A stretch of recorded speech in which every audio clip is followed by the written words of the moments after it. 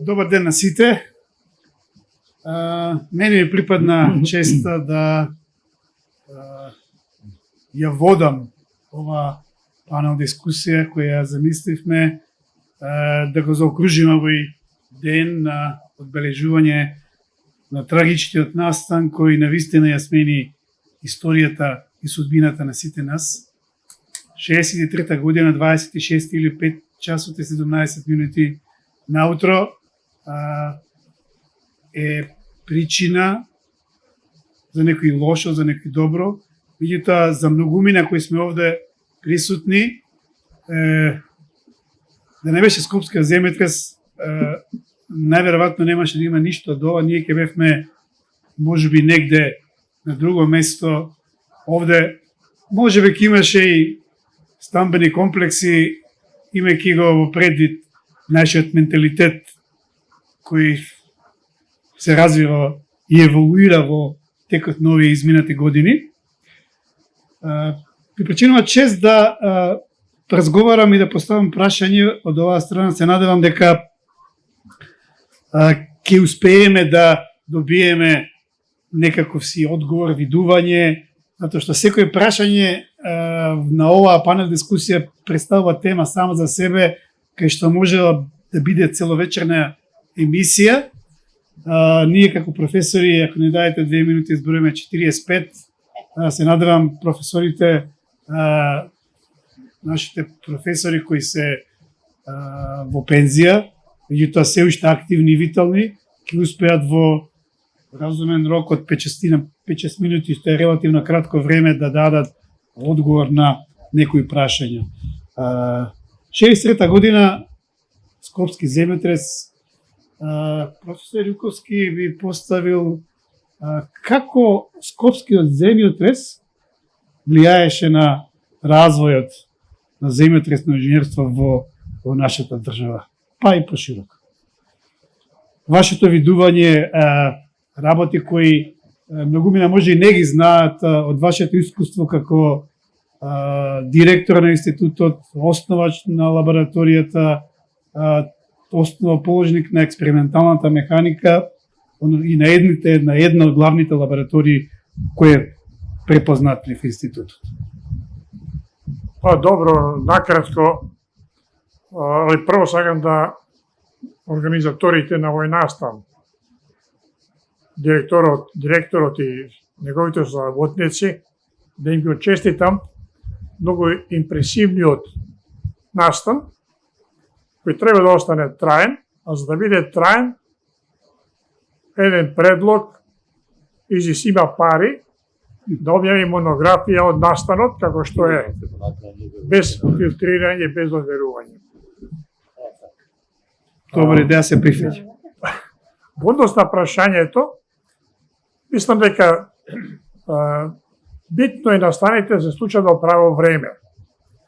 Скопскиот земјотрес случи 63-та година, Асоцијацијата Европска е формирана 65-та, меѓутоа, во 1956 година во Беркли е организирана првата светска конференција за земјотресно инженерство. Значи, развојот на земјотресно инженерство почнува од 56-та година. На таа конференција од 100 отприлика научници, на која председател е избран Хаустер, за инженерите не треба да се спомнува неговото име и значење, почнува трендот на развој на земјотресно инженерство во свет. Институтот е формиран 65-та година. Тоа значи не цели 10 години од формирањето на Светската асоцијација за земјотресно инженерство. Умешноста на раковните кадри на институтот е од тоа време била што едукацијата ја препуштиле да ја водат експерти од развиените земји.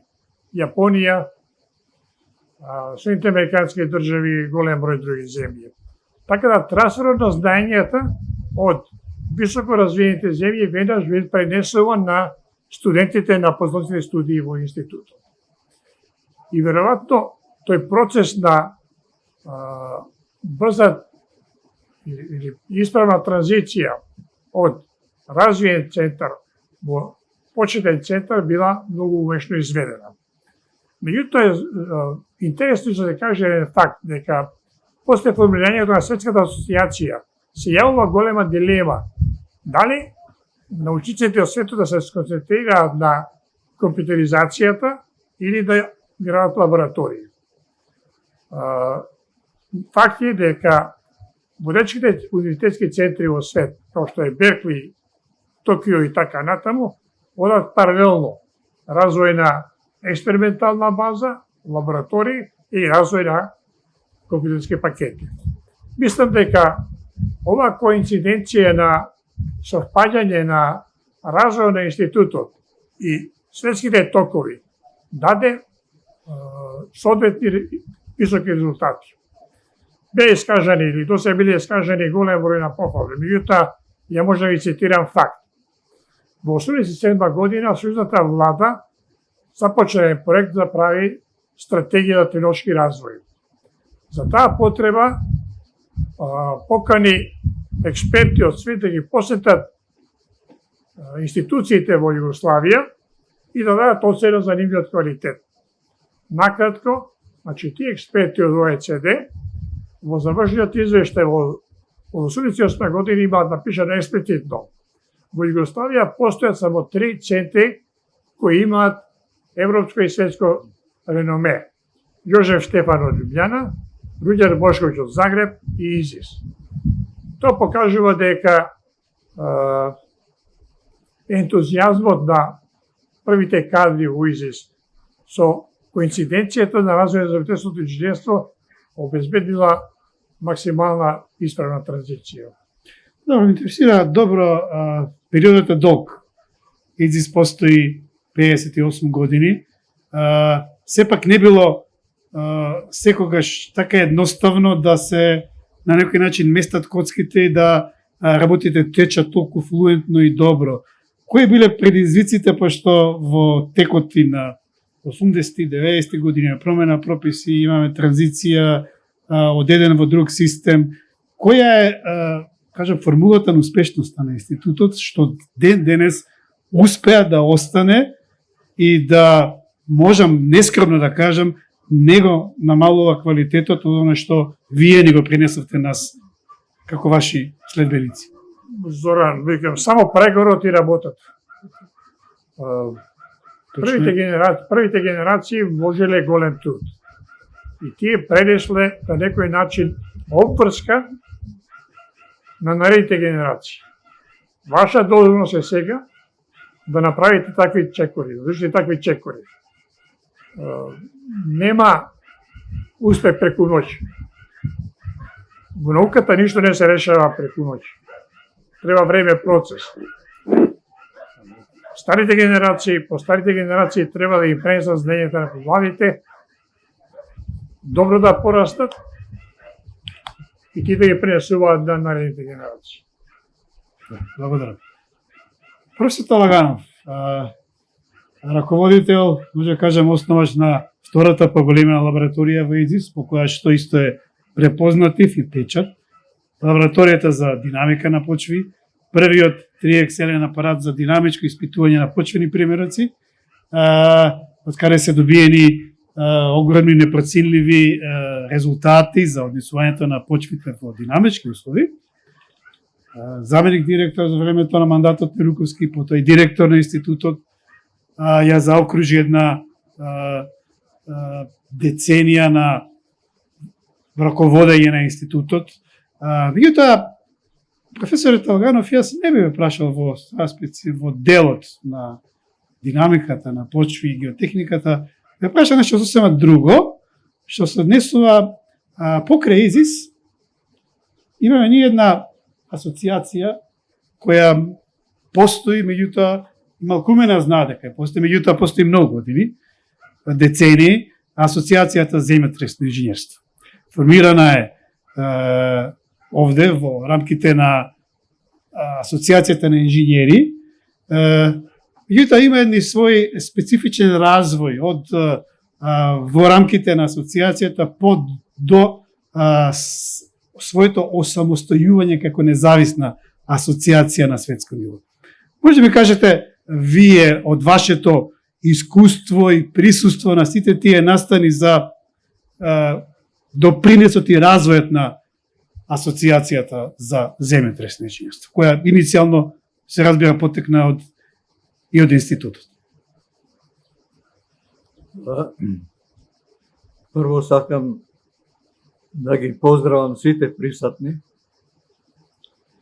и да им честитам на директорот и останатите учесници во организирањето на овој собир. Многу успешен собир. Колега Зоран, не сум сигурен дека точно го разбрав прашањето со оглед на мојот намален слух. Затоа, можеби, во моето обраќање нема баш да има обраќањето, нема баш да има врска со прашањето, затоа се извинувам. Во светот на прашањето земјотресно инженерство, во многу средини, во многу држави се обрнува големо внимание. Меѓутоа, од моето искуство, ретко да постои некаков центар, како што е ИЗИС, каде што се собрани една голема група на луѓе кои што се бават со земјотресно инженерство. Ретко има такви примери. Јас се сеќам и во една Турција, кај што големо внимание се посветува на земјотресното инженерство. Знаете Турција какви проблеми има. Сепак, бар во мое време, истражувањата беа на повеќе места, немаше концентрација. Таа концентрација во институтот го направи тоа што е денес институтот. Нормално многу импресивни беа излагањата на колегите. Апсолутно дадоа комплетна представа, почнувајќи од тоа како изгледаше земјотресот, па до тоа како е формиран институтот и како работеше, како работи и како ќе работи. Ја и за тоа честит. Но како и во секоја работа, не може ама баш све да се спомне. Нешто ќе остане неспомнато. Па ако ми дозволите, ја би дал едно многу кратко дополнение. Меѓу другите активности, институтот, нарочно во периодот на поранешна Југославија, разви една силна активност за поставање на инструменти за, како се викаат, регистрирање на силни земјотреси. Тоа значи на силно движење на почвата, на објектите. И таа мрежа беше поставена низ цела Југославија. И од таа мрежа на инструменти беа добиени скапоцени податоци, кои што во подоцнешните истражувања и како беа користени, а мислам и денес се користат и треба да се користат. Каква е состојбата со таа мрежа, не знам. Едно друго мало дополнение, беше пропуштено да се спомне одржувањето на еден така наречен 12 неделен курс за земјотресно инженерство за кандидати од земјите во развој. На тој курс, кој што го финансираше комплетно холандската влада, владата на Кралството Холандија, учествуваа во просек по 25 кандидати од сите континенти, меѓутоа од земји во развој, не од развиени земји. Мислам тоа во голема мера допринесе за афирмација на институтот. Се сеќавам на едно мало доживување лично. Се навоѓав во еден од локалите поред Вардар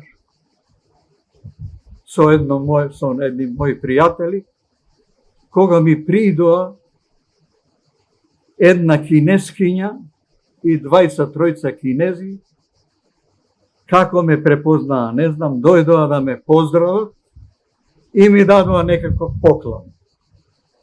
Тоа зборува каква афирмација значеше одржувањето на тој курс. И еден друг детаљ кој што веројатно е слабо познат. По осамостојувањето на Република Македонија беше формирана Македонска асоцијација за земјотресно инженерство, МАЕ. И асоцијацијата аплицираше за прием во Европската асоцијација за земјотресно инженерство. Се одржуваше конгрес, светски конгрес за земјотресно инженерство во Мадрид. На тој светски конгрес Европската асоцијација за земјотресно инженерство имаше своји активности. Меѓу другите, на една седница ја постави на дневен ред нашата апликација за зачленување во Европската асоцијација под име Македонска асоцијација за земјотресно инженерство. Во тој период случајно јавев делегат на Македонската асоцијација во Европската. И кога дојде точката на дневен ред, јас морав да ја образложувам, да ја представам апликацијата. Меѓутоа бев возбуден, да не речам вознемирен, како ќе реагира составот, бидејќи аплицираме под име Македонска асоцијација за земјотресно инженерство. Кога завршив со представувањето на апликацијата, прв за збор се јави делегатот од Турција, познат професор, у моментот не се сеќавам на името, еден висок. Не знам кој бил. Не ми текна. Полат Гулкан. Покасно. Гулкан. Професор Гулкан. Тој стана и даде една таква неверојатна подршка на нашата апликација, да ја добив печаток како да збори за турска апликација за прием во Европската асоцијација. После тоа се јави представник на УНЕСКО, кој што беше добар пријател и познавач на институтот. И тој зборуваше со силна подршка. Се разви дискусија, да не должам, имаше и за и против. На крајот, гласањето беше импресивно во корист на нашата апликација. И така, ние бевме примени во Европската асоциација за земјотресно инженерство како Македонска асоциација за земјотресно инженерство. Па за сега толку да не должам. Ви благодарам, професор. Некои работи треба да се повторуваат, да не ги заборавим, па и тоа. Професор Гавриловиќ многу познат, многу проекти во кои можда и вие живеете, сме живееле, па и јас. Ако ги отворите проектите, ако ги најдете по архивите, стои на проект статика одговорен проектант Предраг Гавриловиќ. Ја имав таа чест да не само да ми биде професор, имав чест да живеам во 10 години во објект кој го проектирал, тоа се трите војни кули во аеродром, кои сега малку може да се препознаат од џунглата на згради кои се изградија во последните 7-8 години.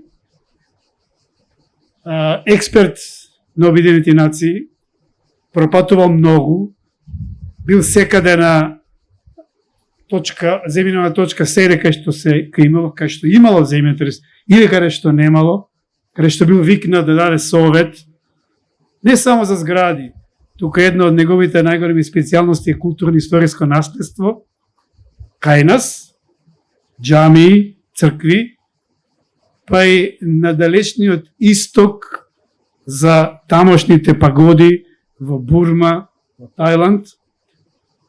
Професор Гавриловиќ, би сакал да ве замолам да ни споделите каде се сте биле, каде се ИЗИС учествувал во постземјотресни мисии, односно каде се на овој регион се случил земјотрес, нормално за жал со последици, каде што сте биле присутен, каде што бил присутен институтот, што научило тоа, што било применето и дали нешто од тоа што сме го воочиле се повторило повторно, па сме требале неколку пати за да ги научиме лекции. Имаме едни прописи, други прописи, сада трети прописи.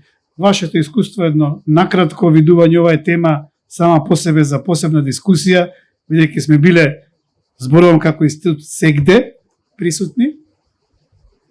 Повелете. Благодарам, Зоран.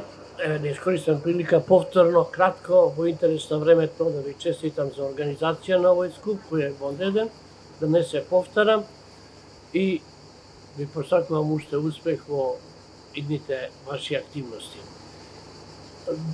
Една од активностите карактеристична за институтија се управо кој што се одвивала е преку одредени мисии, да така кажем, односно посети во постземјотресни случувања во подрачјата, во земјата тогашна Југославија и пошироко во светските размери. Тоа на некој начин, ајде да кажем, беше као и една карактеристика, али исто така една од активностите на институтот кој на индиректен начин допринесуваше или директно допринуваше за земјите за посета во кои што боравеа нашите мисии, али истовремено и за институтот, со оглед на створени контакти, створени услови и враќање на она што значи активности професионални за институтот, за Македонија, ако сакате и за градежество. Тие наши активности, мисии, да укратко да ги кажем, би се поделиле на она што значи национални, кажеме во оквир на бивша Југославија, и интернационални во рамките на скоро учество на скоро сите континенти по поземјотресни услови и така.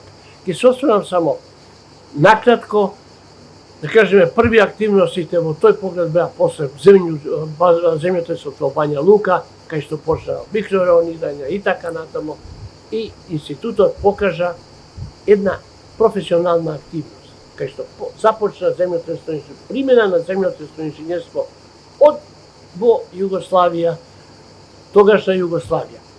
Придонесот беше афирмација на Исус, али истовремено тоа беше добра прилика да цела македонска оператива се вклучи во изгледа на ова.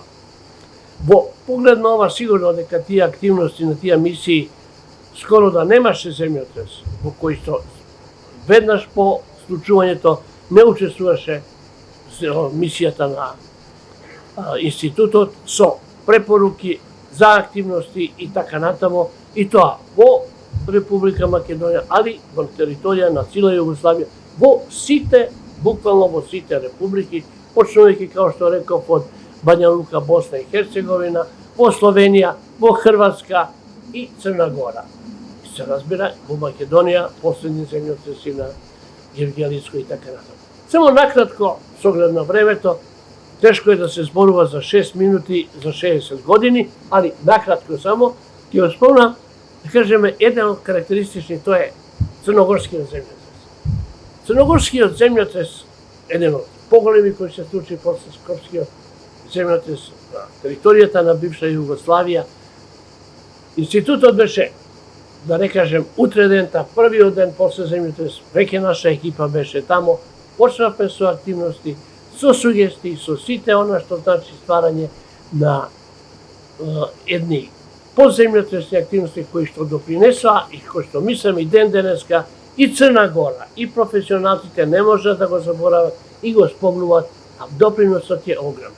Кој што реков, и за институтот е допринос исто така и за Скопската градежна оператива кој што веднаш тамо се вклучи во тие активностите. Меѓу другото, целиот стручен тим, односно од цела Македонија, учествуваше во она што значи категоризација, обележување на оштетени објекти во Црна Гора, на цела територија, со оглед на тоа дека тоа беше огромна територија на тој дел. Само накратко ќе го спомнам. Исто така, она што беше карактеристично на тој дел, дека во тој земјотрес имаше доста и странски мисии. Така да ние се суочивме на некој начин со ова. Дојдовме до ситуација да кажеме да имаме контра различити мислења. Една од тие, само накратко ќе го спомнам, нема да идем, е санација на историски споменици. Се работеше за град Будва. Институтот ми е 275 објекта ги саниравме и така натаму. Другите екипи кои што беа од ИКРОМ, Италија и така беа против. Резултат на тоа што ние почнавме со една активност која што настави, да така кажем, со еден понатамошни активности, со еден дел од професионални активности на земјотресно инженерство, а тоа е заштита на историски споменици во сеизмички подрачја, во која добивме после тие активности поддршка од ИКРОМ, поддршка од УНЕСКО и као резултат на тоа ќе завршам ukratko. Нашите мисии после тоа беа на институтот Бигдати во Бурма, најголем локалитет со 1700 УНЕСКО регистрирани споменици. Работевме 10 години од почеток, кај што не знаевме ништо, а моравме да дојдеме до тоа да развиеме технологија, да заштитиме објекти и така натаму. Тоа условуваше исто така и други активности во сите ова. Не би сакал само кратко да го спомнам, да кажеме, активности кои што ги имавме веднаш. Иницијативно тие мисии беа, да кажеме, професионално од наша страна, али беа поддржани и од тогашни власти, Република, Савезна Југославија, али исто така и дубока, да кажем, длабоко поддржани од Обединети нации и ова. Еве да кажеме, што се случи, земјотрес во Алжир. Бевме прва екипа меѓународна која што во Елас нам стигнавме тамо и ова. Во таква една земја, во такви едни околности, ние бевме, да не кажем, као екипа, као тим, примени со посебна почит, али тоа се остави да остваривме и одлични резултати. Работевме више од 10 години, се уклучи југословенска, македонска и југословенска оператива во Алжир и тоа беа на некој начин и допринос за она што значи и наши активности, допринос на тие земја, али истовремено и наши активности. Исто така, следна активност поголема е, да кажеме, формирање на истражувања во УНЕСКО, Тунис, прописи и така натаму, заштита на голем број на споменици. Тоа беа обострани учества итеративно, допринос за институтот, али допринос и на земји во кои што се случува на некој начин, тоа е и враќање на долгот, затоа што и као што видовме од излагањата од ова, во Скопјето беа огромен број на мисии кои што помогнаа за развој на институтот, за развој на она што денеска и е институт. Благодарам. Благодарам, професоре. Факт е дека мисиите надвор допринесуваат многу, да тоа знаеме и да научиме. Земјотресите се природна појава која не може да се предвидат, секогаш се различни, не постојат два исти земјотреси. А објектите различно реагираат, бидејќи не е компјутерска симулација. На компјутер може да симулираме се идеално, меѓутоа објектите поинеко се однесуваат и можеме само да претпоставиме, не може да тврдиме со сигурност, да кажеме ја гарантирам или ја тврдам. Со такви термини ние не располагаме. Сега да видиме нешто малце друго. Сепак кога се одесува земјотреси, мисии, насоки, покрај згради, во ИЗИС и во сите овие изминати години развојот на земјотресно инженерство, односно влезе во еден дел кој е можеби малку познат во државата, односно нуклеарното инженерство, проектирањето и на сеизмички параметри за проектирање на нуклеарни централи и проектирањето сами нуклеарни централи. Тука би го повикал, ќе го повикам професор Димитар Петровски, кој целиот свој век го посвети на работа на проектирање на специјални објекти, објекти од извонредно значење. Беше учесник во проектирање на повеќе нуклеарни централи во Европа, соработка со врвни институции од Германија, пред се Сименс, во областта на нуклеарното инженерство. Па би сакал да ни сподели едно искуство како ИЗИС влезе во оваа работа и колку добро ние се носевме со тие светски термини, пошто да не забораваме, сепак сите овие работи се проектираа во времето кога се уште не постоја денесни софистицирани аналитички методи и процесорско време, каде што можностите како алатки далеку по лесно го овозможуваат на некој начин проектирањето на вакви конструкции. Професор Петровски. Видите, јас 72 бев шеф на компјутерскиот центар во ИЗИС, кој беше донесен 67 година, 68 година. И во главнов центарот допринесе максимално за обнова на Скопје. Сите градежни фирми се ослободија од рачно пресметување и доваѓава кај нас. Комплетно. Негде каде од 72 година. 72 година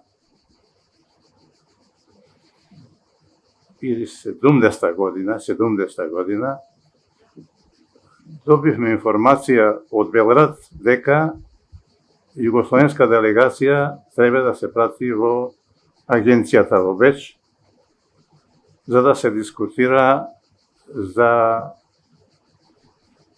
решавање на проблемите на нуклеарните централи во сеизмички подрачја.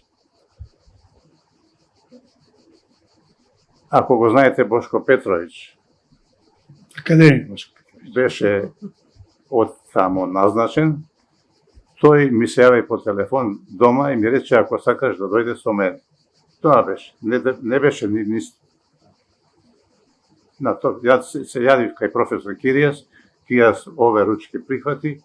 Отидовме со Бошко Петрович во Белград, во Виена, во агенцијата, и тамо беше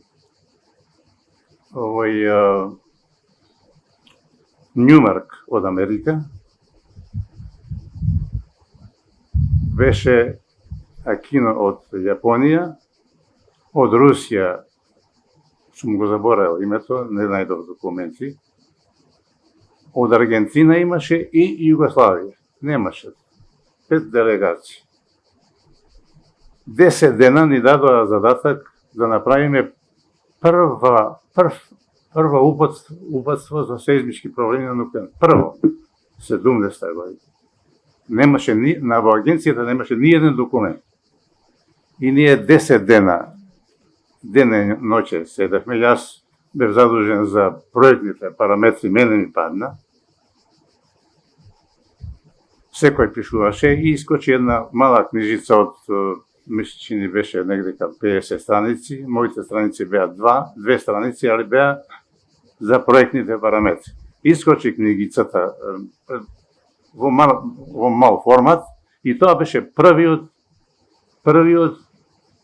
текст за нуклеарни електрани во агенцијата. Тоа е неверојатно. Немаше ништо спомнато. И така почна моја интерес да се врти према нуклеарните централи. Дојдов во Скопје, му кажувам на професорот Киријас дека има шанса да влеземе во нуклеарна, во Југославија немаше, нели? После Кршко. Меѓутоа, 72 исто така добивме покана од словенците. Не знаевме.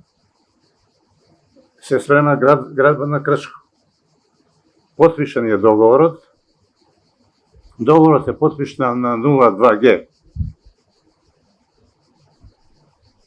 И ништо друго нема. Со земјотресот 02Г и толку во договорот пишува. Американците, како што се знае какви се, го прават почне реализација на Вестингхаус ја дови, нели, работата.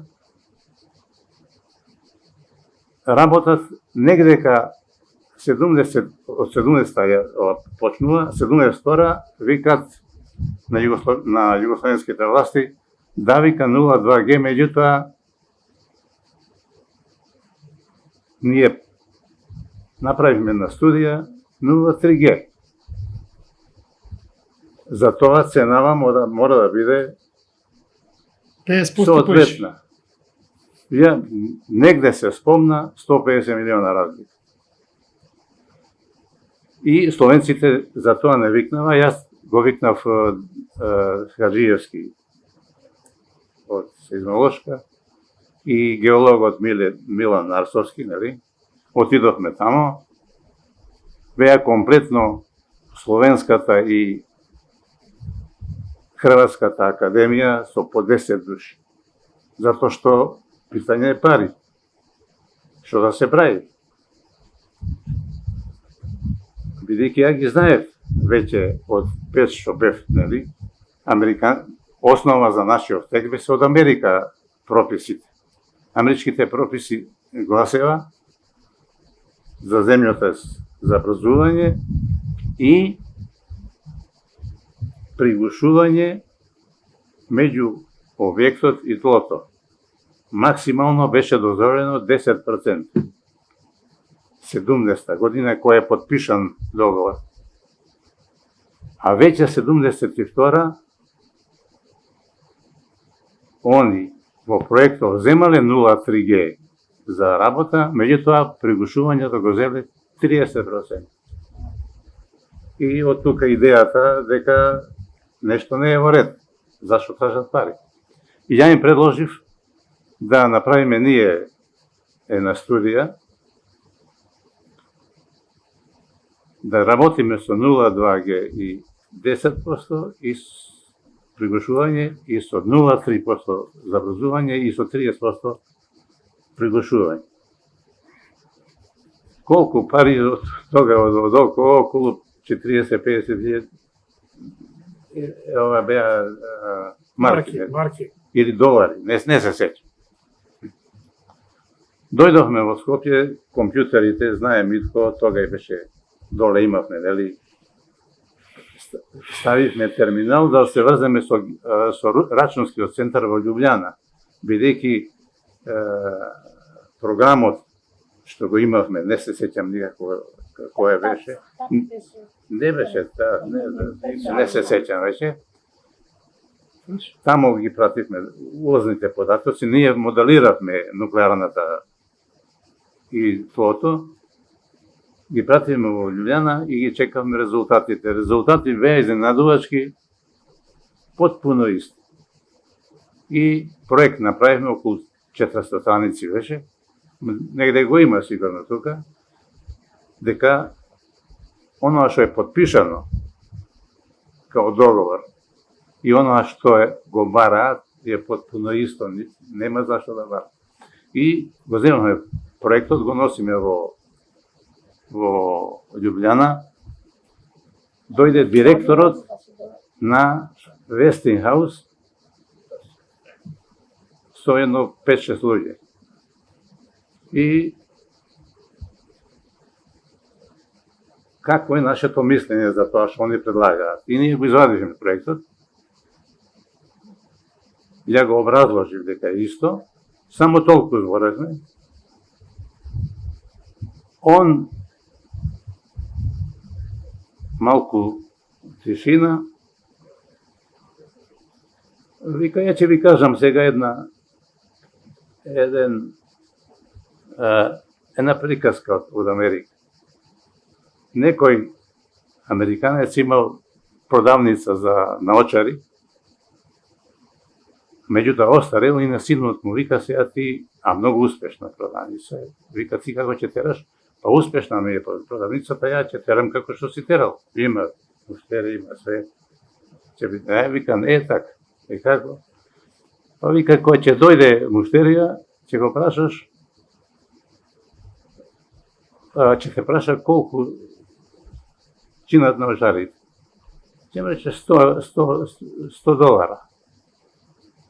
Онако гледаш дека не трепка, па ќе му кажеш за оквирите. Ако уште не трепка, ќе чекаш прашање. Он ќе чека колку статкост од петричини, па €50. Ако не трепка, вика за едното стакло. Истото и овде. Добро, мислам... И толку беше муабетот и рече, не ми треба више разговор со вас, одете си. Ние имаме своји проблеми, ќе си разговара. Толку беше sastanak. Никаков разговор немаше. После разборавме дека цената намалиле, имаше други проблеми, веројатно на 50. Се спогоди. Добро, сепак... Сакам да кажам, во ред е и наука, све, меѓутоа и бизнисот треба да го терате. Така е, се согласувам. Благодарам, професоре. За на крај... Уште нешто да ви кажам, ова што го Роберта слушав и од Шендова, сосем е точно, успешно е, детално кажано све. Само реализацијата на институтот не е така едноставна.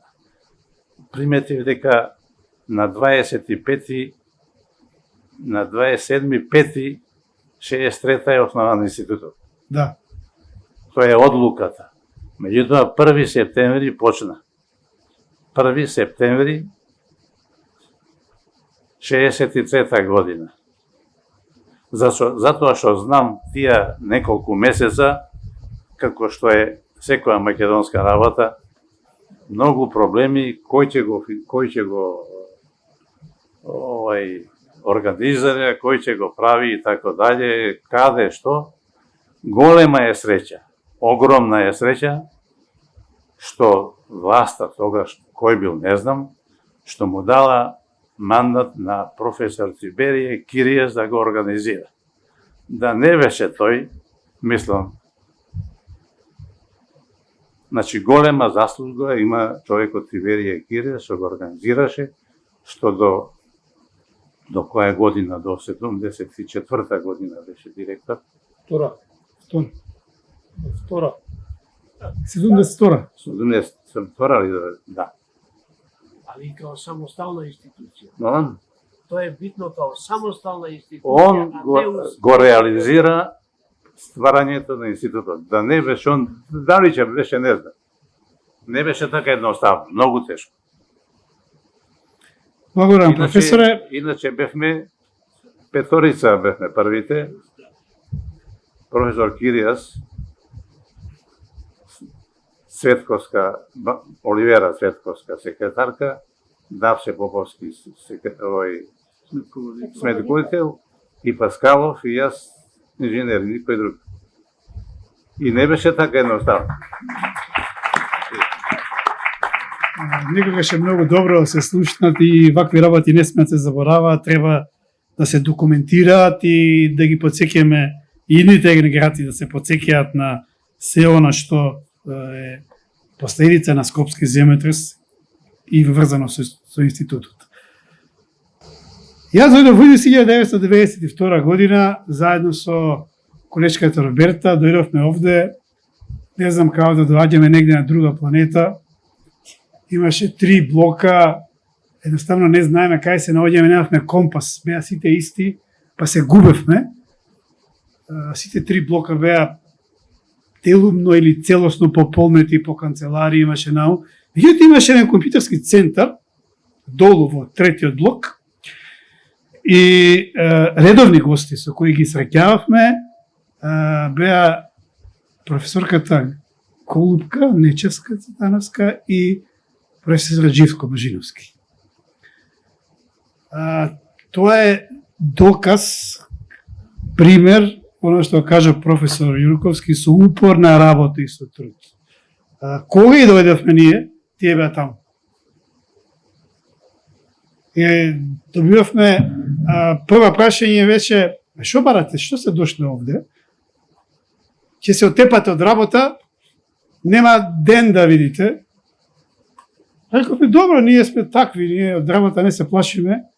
Работата е само одлика да се изгради и се доби на квалитет. Без работа нема ништо. Мислам, поготово во нашава струка, во науката ние секој ден учиме. Учевме и од нив. Тие беа дел од образовниот систем, модерниот систем, новиот систем. Учеа од најдобрите во својот дел, основачите на доајените. Професорката Нечевска е школа Боро Симеонов, професор Симеонов. Професор Живка Божиновски е од школата на професор Велков. Вероника е од школата на професор Гаврилович, така да секој си има свој ученик.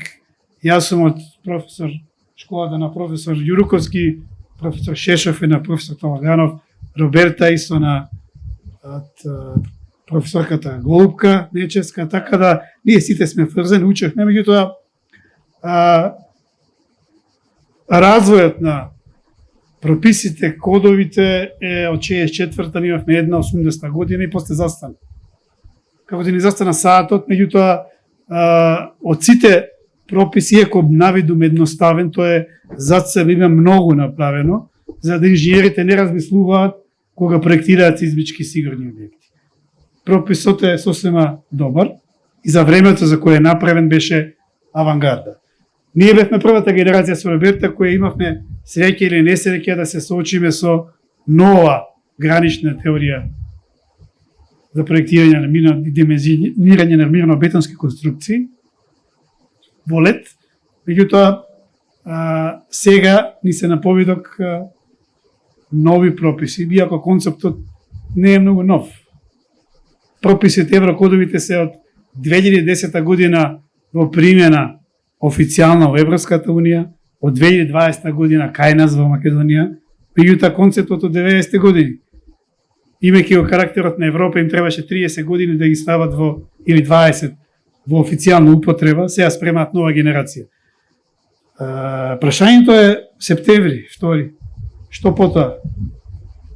Дали нашите проектанти се спремни да преидат на една комплетно различна филозофија на проектирање, прописи, од она што ги имавме од 80 години до 87 година прописи за проектирање на сеизмички конструкции од 20 страници, прописи за бетон и армиран бетон од 100 страници со 200 членови. Сега се соочуваме со стандард за кој може да се примени се изработени македонски национални анекси. Станува збор за преку 1000 страни, со многу замки, многу проблеми, многу новитети. Колку нашите проектанти се спремни ова да го применат и прифатат? Дали се доволно обучени? Ако не се, што треба да правиме? Прашањето е за вас. Колку нашево начин на урбанистичко планирање и ширење е прилагоден кон европската регулатива и проектирањето. Нашиот ниво на економски развој на државата колку може да трча и да се носи со еврокодови. Повелете. На почетокот честитки од мене за исклучиво одличниот организиран настан на раководството на сите вработени во ИЗИС. Голем поздрав до сите. Посебно сакам на почеток да ми дозволите некоја минута да изразам мојата голема благодарност што овдека седам на ова панел дискусија со четворицата дојаени на земјотресното инженерство од нашиот институт, од Македонија, а можам да речем и од светски размери. Професор Талаганов, професор Јуруковски, професор Петровски, професор Гавриловиќ, мојот директен раководител долго време. Меѓутоа, денот е таков.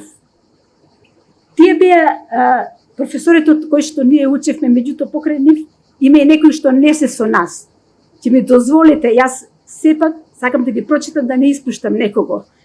Сакам да споменам дека јас дојдов во времето кога професор Јаким Петровски беше директор. Тоа беше 1978 година. Значи, врвни професори во своите области, од кои што ние многу учевме. Професор Миодраг Велков, професор Трифон Паскалов, професор Борис Симеонов, професор Милан Арсовски, професор Михаилов Владимир, професор Мирослав Стојковиќ, професор Бучковски Владимир. Сепак помлади, меѓутоа јас би ги споменала. Експерти во своите области беа само една генерација пред мене, меѓутоа за жал не се тука веќе со нас. Професор Љубомир Ташков, професор Зоран Милутиновиќ. Сите овие професори, како што го слушавме и предавањата, значи ако направиме една селекција на сето она што го кажа и што се презентираше, можеме да кажеме дека јас, доаѓајќи во 78-та година, не припаѓам на таа генерација. Јас учев од вас, драги професори и колеги. Значи, учев од сите, ние навлеговме затоа што јас од јуни се запослив, во септември веќе почнеа после дипломските студии со 24 испити. Го учевме знаењето, изузетно знаење во сите области. И што се случи? Имавме среќа. Односно, несреќа за тоа кај што се случи. Се случи земјотресот во Црна Гора. 15 април 1979 година, значи само 7-8 години. Покрај теоријата што ја добивавме од нашите професори, ние заедно со колегата Живко, кој што дојде малку покасно од мене, бевме на лице место и вклучени на овој земјотрес во Црна Гора, каде што можевме да ги видиме сите оние аномалии што се случуваат за време на земјотрес, кои што ги учевме и со истории, и кратки елементи, и рушење, затоа што таму имаше рушење на армирано бетонски објекти, кои што мислевме дека нема да се рушат. Сите претходни објекти во тој период беа димензионирани по дозволени напрегања. Сега тука се надоврзувам на вашето прашање, професор Ракичевиќ.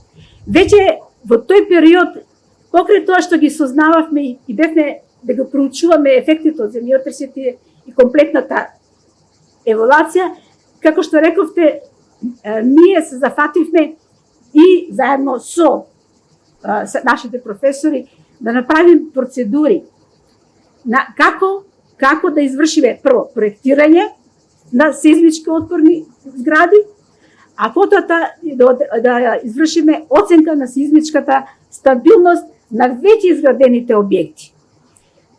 Во тој период се направија и првите компјутерски програми. Значи ги правевме ние, правејќи ги процедурите за санација на зиданите објекти за Стари град Будва, заедно со професор Велков, професор Гавриловиќ и професор Симеонов, Стари град Котор, секако и анализите, нелинарните анализи кои што сакавме да ги направиме на самите објекти.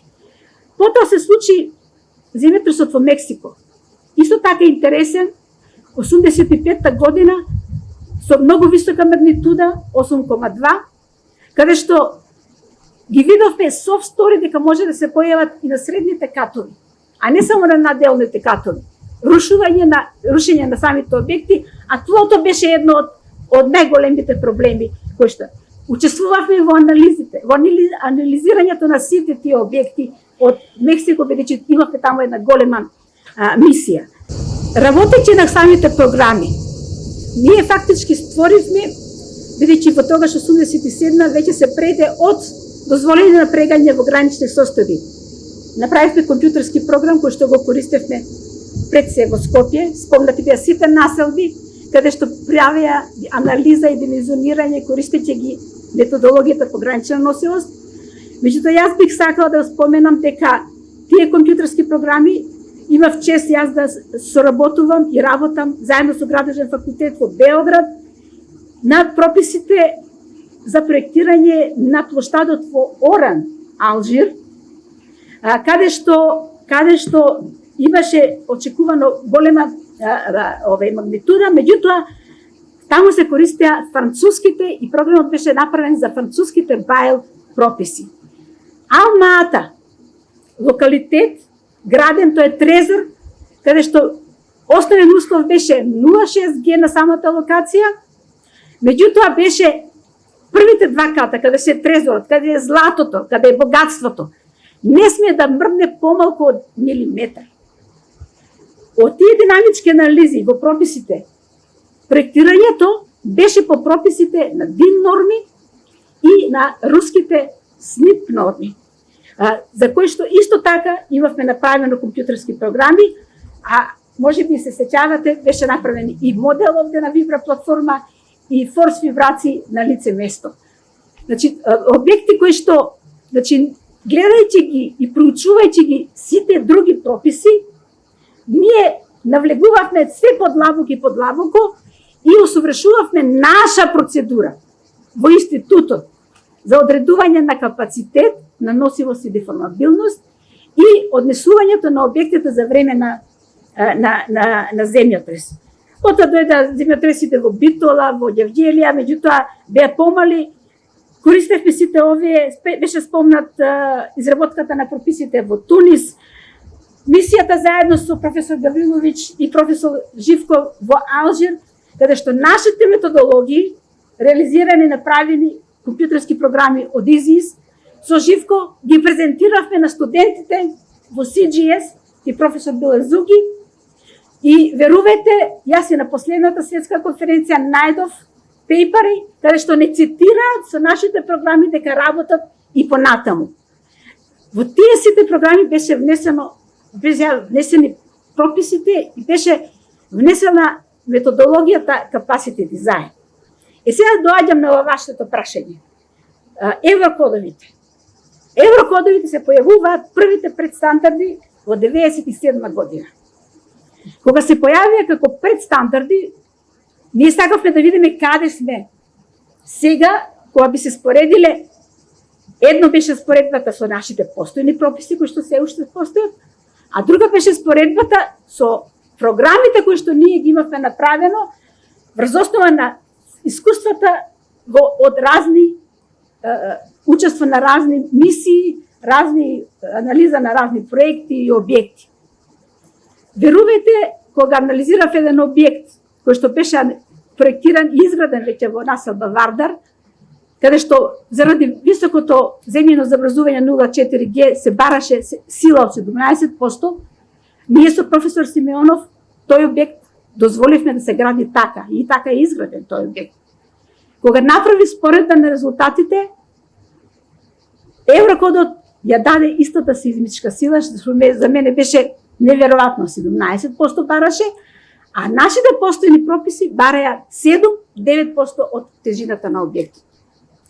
Сега, што кажува сето тоа?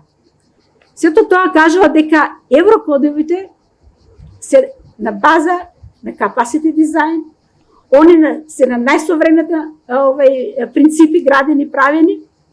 Меѓутоа, факт е дека има илјадници страници. Факт е дека има процедури кои што треба многу внимателно да се читат, следат и прават. Слушнав дека веќе се појавуваат некои компјутерски програми кои што викаат дека димензионирањето е според еврокодовите. Меѓутоа, секогаш ние сме во период кога требаше паралелно да се работат, затоа што имаме донесена одлука, нели, од владата, да ги користиме еврокодовите и паралелно можеше да се работи и по постојните прописи.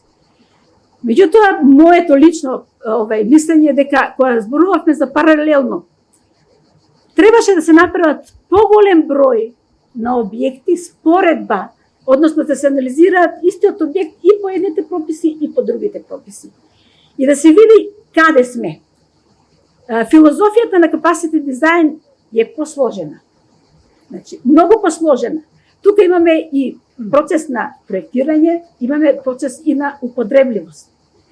Има многу замки во самиот еврокодови. Законите се тие. Од 2 септември, мислам така ли беше, 3 септември, стапуваат на снага. Меѓутоа, ево тука сме, гледам многу колеги од Градежен факултет, ние од институтот сме, секогаш сме кажували, кога бевме членови, овде и професор Марковски, во тека 30, тека 40, зборувавме за еврокодовите. Зборувавме како да се направат, националните параметри. Меѓутоа, секогаш беше оставено нешто да виси, секогаш и да виси.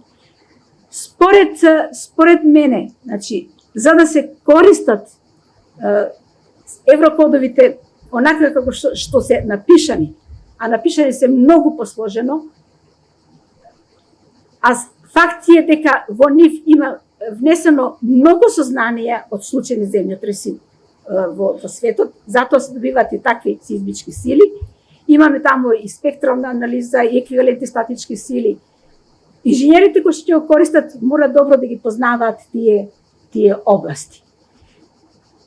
Не можам што да кажам, меѓутоа можам само да кажам дека кој ќе почне да се применуваат, мислам дека Градежен факултет и институтот треба заеднички да дадат можеби и смерници и препораки како да им се помогне и малку повеќе на инженерите од пракса. Тоа е моје лично мислење. Благодарам.